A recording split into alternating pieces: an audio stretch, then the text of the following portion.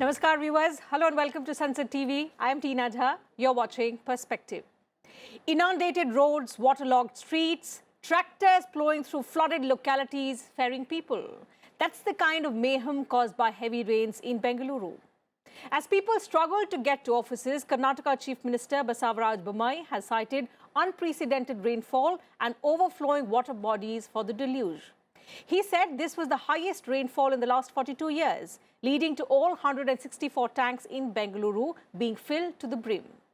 While also assuring of his government's commitment to restore normalcy in the city, the Chief Minister at the same time faulted the maladministration of the previous Congress governments for the present situation of the city, known as India's IT hub. The question is the situation new to Bengaluru? Isn't it pretty much the same situation every year when heavy rains and floods bring the city to its knees? And not just Bengaluru, perhaps it's become a common problem in every metro city today in the country. Year after year, we are witnessing a similar situation in different cities.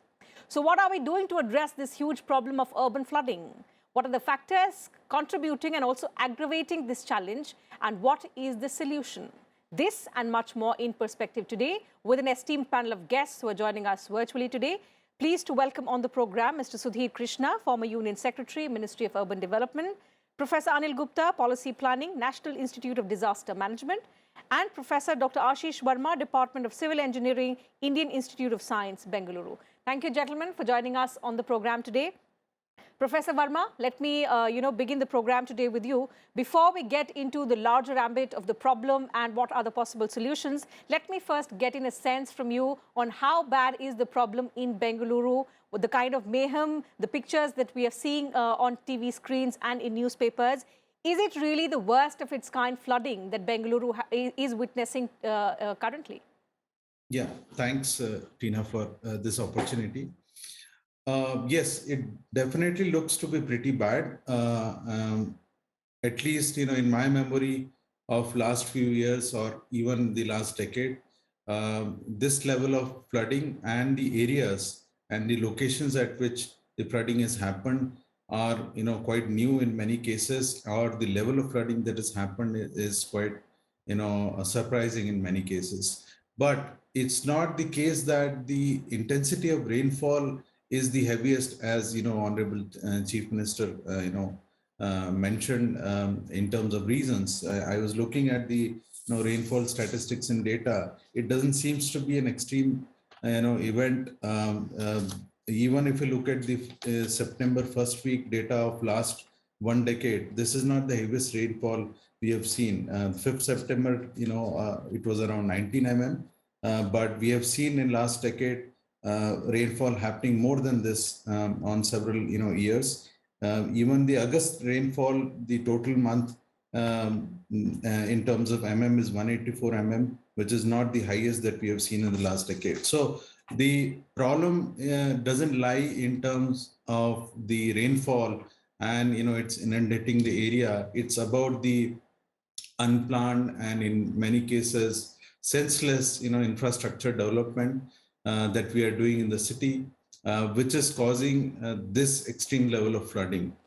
So it's easy to blame the rain god, but I don't think that's the predominant reason. Absolutely. I mean, in my opinion, it is predominantly a man-made disaster. Perhaps year after year, Mr. Krishna, each year, I mean, we discuss, each time it's a different city, but the problem remains the same. And we hear authorities blame it on the unprecedented rainfall, the extreme weather events that we are increasingly witnessing now, not just in India, but worldwide. The problem is, can we just get away by saying that the unprecedented rainfall has caused this mayhem, and which is not just causing inconvenience, perhaps it's also taking away lives, precious lives of people.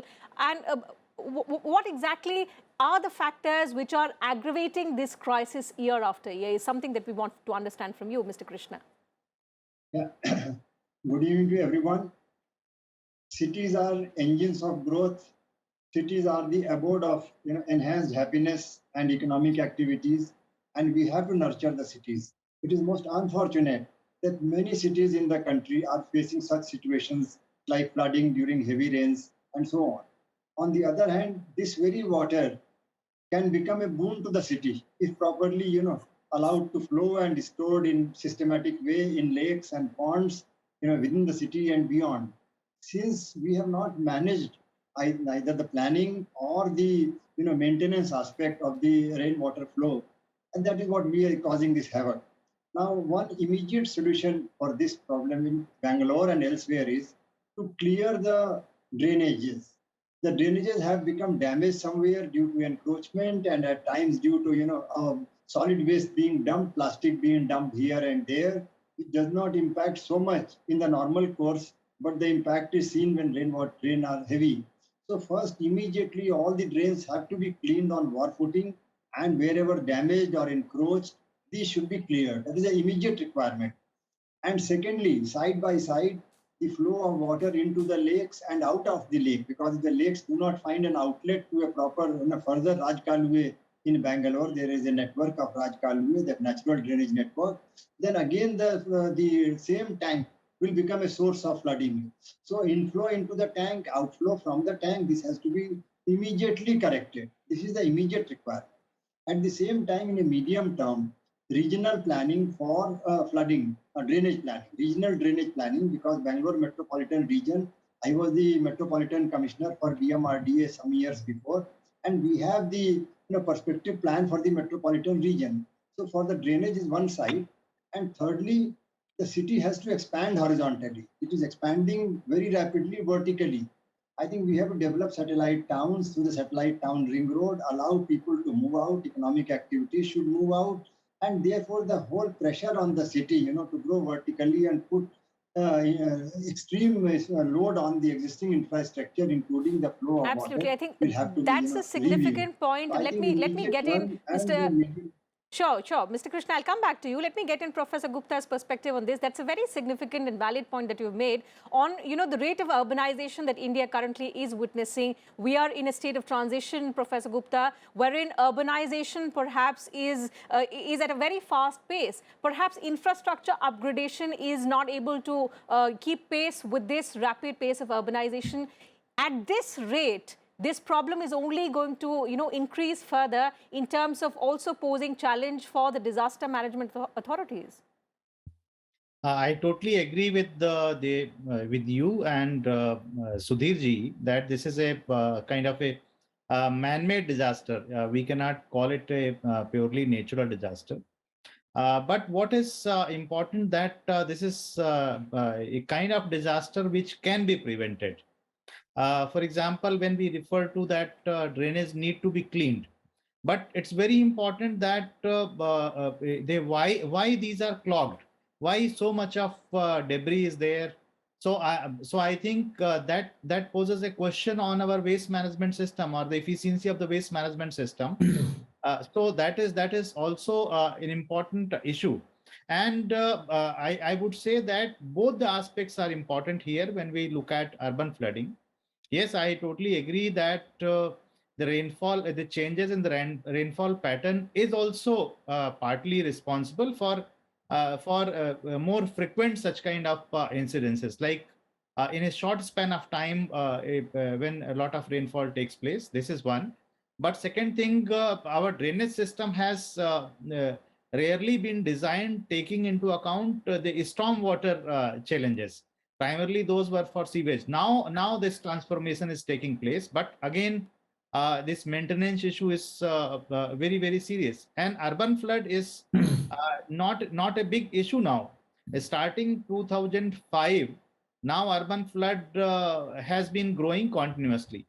We often refer that most of metropolitan cities are affected by urban floods. But the reality is that not only metropolitan cities, even our smaller cities and all the towns, if not fully, but partly, all the even towns and cities are facing in any kind of agroclimatic zone. Even in Rajasthan, the cities are facing the challenge of urban floods. So that poses a big question on the entire the design of the urban expansion. And most of the time we try to speak of that the limiting the city growth. I think we should now realize that that is not possible. Cities are to grow because, as Sudhirji also referred, that cities are the economic engines, the economic growth engines. So cities will certainly grow, but how do we really plan our cities? and how do we really execute those plans? So Absolutely, that is very important aspect. certainly. We And have quite for the enough urban lessons. Even planners, from how big a Bengaluru, we have challenge lessons. is We it? did. How big Yeah. a challenge is it? I mean, what you say is what has become an increasingly regular phenomenon worldwide, Professor Verma, and the fact that we have to now, design or reinvent our systems in a way that we are able to cope up with the changing climate patterns as well. So if this is to become the new normal, and if extreme weather events are going to hit us, our systems have to be redesigned. How big a challenge is it now for urban planners, not just in India, but globally? Yeah, so it's an important, point that you brought in. Uh, Usually in India, what we have seen in Indian cities is our response to disasters like urban flooding is, more about post-disaster response and recovery rather than building resiliency Yes. in the urban system and in the transportation network and the system. So least focus is given on improving the adaptability or adaptation to this ever-growing, situations of extreme rainfall events. But we just focus on how to, do post-disaster, response. So in terms of that, we did a, interesting study, a simulation study for Bengaluru, where we did the vulnerability analysis of the whole, city and transportation network for a given extreme rainfall event, which we took it from 2015 November and how much of vulnerability the transportation network and different areas have, and what kind of strategies that can build and improve the adaptation or the resiliency of the transportation system. So when we did that simulation, we actually found out that around 15% of the roads in Bengaluru would have a flood depth of more than half meter, which makes it impossible for vehicles to pass through. So in such kind of rainfall situation, there are 15% of the roads which will be unmotorable. Likewise, the travel speed reduction would be anywhere between 25 to 35% reduction. The average trip length for people traveling, would increase by 15 to 20% and so on. So then what we did was to understand how we can improve the adaptation or resiliency, which is to see even if rainfall happens, can people perform activities and their travel needs as same way as they do it on a normal working day when there is no rainfall happening. Even there are 4% cancellation of trips that we estimated when certain areas get extremely flooded and people can't move out or move into those areas. So if you improve, for example, the drainage systems on these vulnerable road links and say relocate houses from low-lying areas, which are typically slums and low-income households, or improve the redundancy of infrastructure in certain areas where say there is only one road leading, and if that gets flooded, the area gets cut off. So by doing all these measures, we could prove that you can literally make all the trips happen. Even if a rainfall situation happens, you can bring the travel times, travel speed, the trip length, etc., closer to what you would have on a normal working day. So this kind of proactive approach to build resiliency is what we need for Indian cities, without, and which is never planned or which is never accounted for when we do planning for infrastructure in our cities. So if we do that, I'm sure cities would be better prepared to face this ever increasing extreme rainfall situations. Absolutely. I mean, you're right, because this problem is only going to, increase in the years to come, given the kind of climate change events that we are witnessing, Mr. Krishna. So ever since, the incidents like these of heavy downpour, flooding, inundation in Bengaluru has happened, there's been a flood of memes on social media saying, if this is the state of India's IT hub, wherein we are seeing that youngsters are traveling close to 2 to 3 hours to develop apps which will, work on ways on how to deliver food, on how to deliver items within 10 minutes. So even though if it's a meme, the kind of messaging that it has is something that all of us must ponder over. So currently, India has the second largest urban system. In the years to come, half of India's population is going to be living in cities, and therefore this problem requires immediate attention.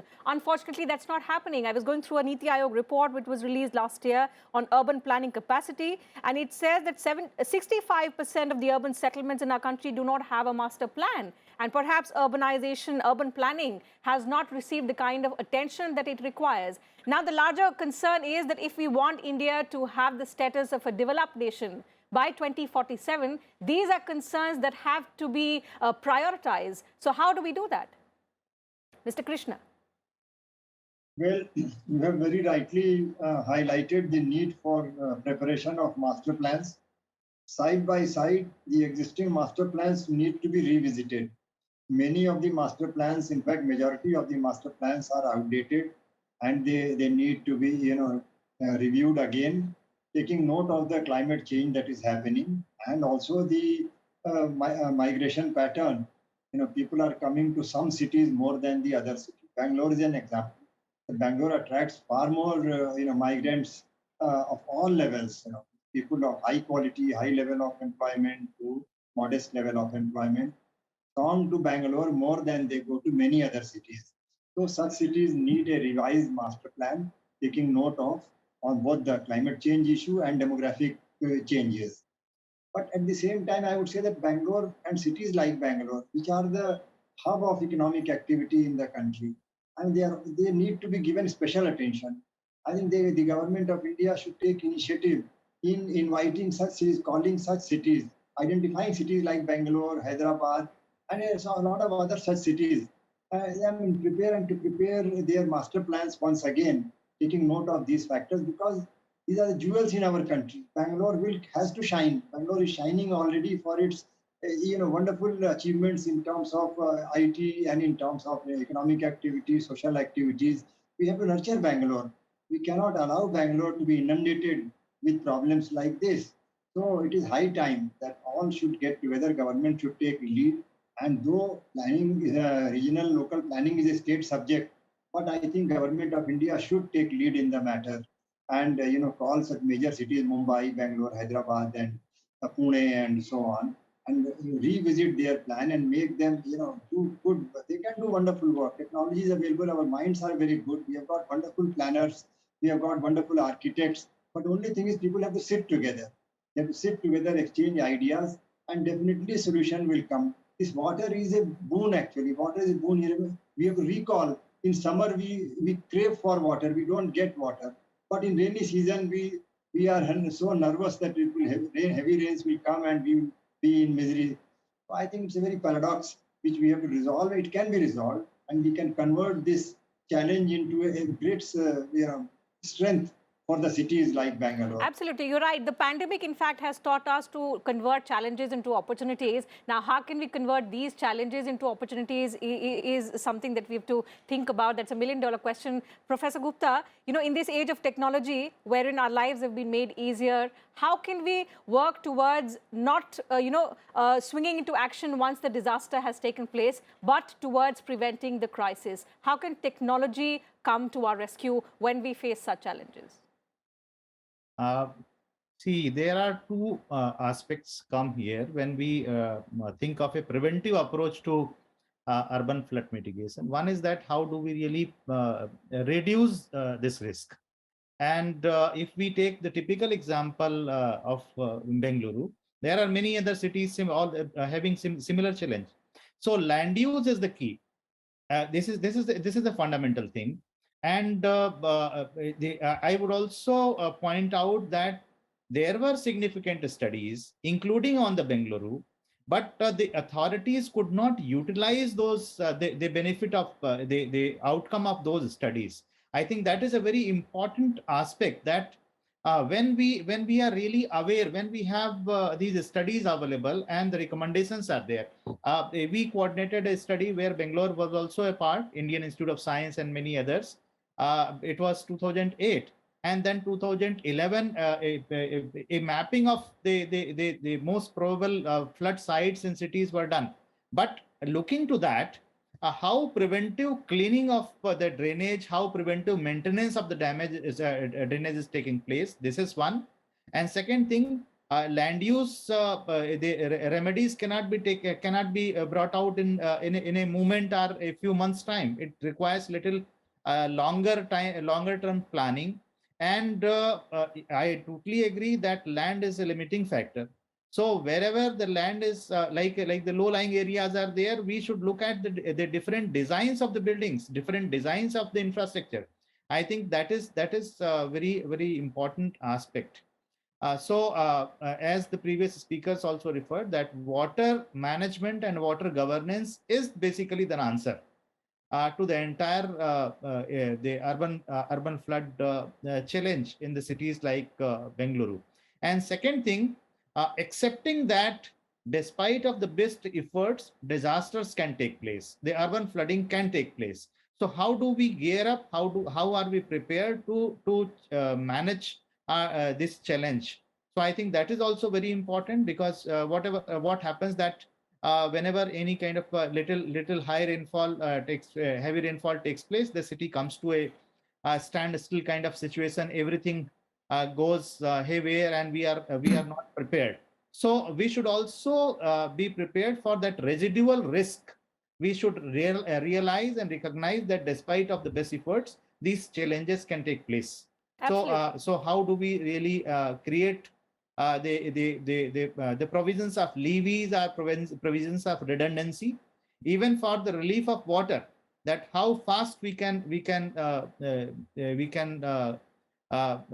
make the system start functioning again. That is also very important. Certainly, that's a very important Because point. Time is running out, Professor Gupta. I'll have to, ask you to stop at that. I'll take one last question from Professor Verma on, keeping the risks in mind and the challenges of limited land, but the fast increasing population in our country. These are problems that we will continue to face. So, what is the way ahead? Is something that I would like you to, speak for us and our viewers, to explain to us what really are some of the solutions in which all of us can work together. Yeah, thanks. So I think one important understanding we need to get through scientific study is the urban capacity. Urban capacity in terms of what population it can hold, based on what is the space available, how much water supply you can give to the city, power supply that you can give to the city, how much road can carry capacity of traffic based on the densities that you're proposing. So a good scientific study to understand the urban carrying capacity is extremely important to prevent such disasters from happening and manage also them effectively when the residual effect of that. I just want to point out, the one of the cause which is leading to these extreme flooding situations is the unscientific infrastructure development happening. And I'll just take two examples to, talk about it. One is from Bengaluru, where hundreds of kilometers of road are being white topped, which that means they are being converted from bitumen road, blacktop road to cement concrete road, which is white top road. Now, the way this has been done by BBMP, the municipal corporation here, is they're laying the concrete slab on the top of the existing blacktop road. That means by doing so, they're raising the level of the road on hundreds of these kilometers, okay? And by raising the level of the adjoining properties goes down. And so what happens is, the runoff from the road then moves faster and at a higher intensity and at higher levels onto the adjoining areas. This is the reason why areas which have never seen this level of flooding are seeing this flooding, yes, this level of flooding today. Second example I'll take from, dating back to 2005 in Mumbai. I was in Mumbai when in July 2005, this extreme rain happened. I used to work in MMRD. I was stuck in, BKC for a whole night in my office, and the water didn't recede. Now there, during that Mumbai, flooding, the Western Express Highway and Eastern Express Highway were that time being, expanded to from some 5 or 6 lanes. And while doing so, the drainage capacity on both the sides of roads were reduced to less than half. And that became a important factor why the whole Eastern Express Highway and Western Express Highway were flooded. So the bottom line is that when you do infrastructure development, you have to do it scientifically, and don't do it in a haphazard and unscientific manner. Absolutely. I think perhaps that's very important because tricking. it's not just leading to the kind of, inconvenience to people that we are witnessing in Bengaluru and cities like Mumbai. One is India's financial capital, the other is India's IT hub, and most importantly, because of the kind of economic loss. So I don't know if the data is authentic, but there have been reports that IT companies are losing about 225 crores per day because of incidents like these. So all of this accumulates to, and impacts the economic growth of the country. And this is why pertinent solutions and immediate solutions are something that all stakeholders must have to think about. So that having been said, I'll have to wind up the program. Thank you, gentlemen, once again for joining us on the program today, sharing your thoughts, your views with us and our viewers. Absolute pleasure to have you on the program today. So that's it from us on this edition of Perspective Today, viewers. Thank you for your time as well. I'll see you same time tomorrow now with a different topic and a different set of panelists. Until then, take good care of yourselves and keep watching Sansad TV.